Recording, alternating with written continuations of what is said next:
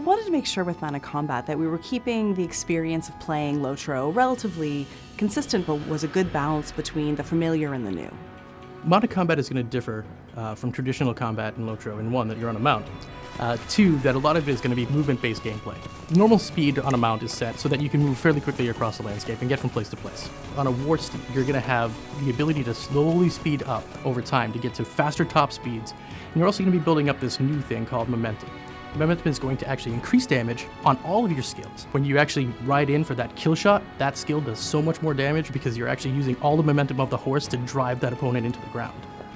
In stand and deliver combat, you and I aren't moving, so I can just trade blows with you about as fast as I can cycle my skills. It's not really the case in mounted combat. In mounted combat, there's a lot of jousting, hit and runs, breaking away, coming back together.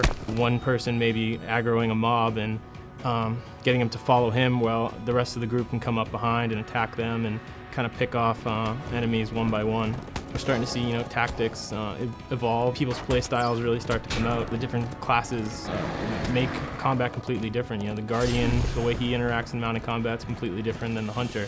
You're going to have a whole set of new skills that are augmented by traditional stances that you have on your baseline characters and classes. These skills are going to allow you to either move the position of the mounts that are around you, deal damage to them from range or up close. Some of the new abilities that are being developed for mounted combat are charges.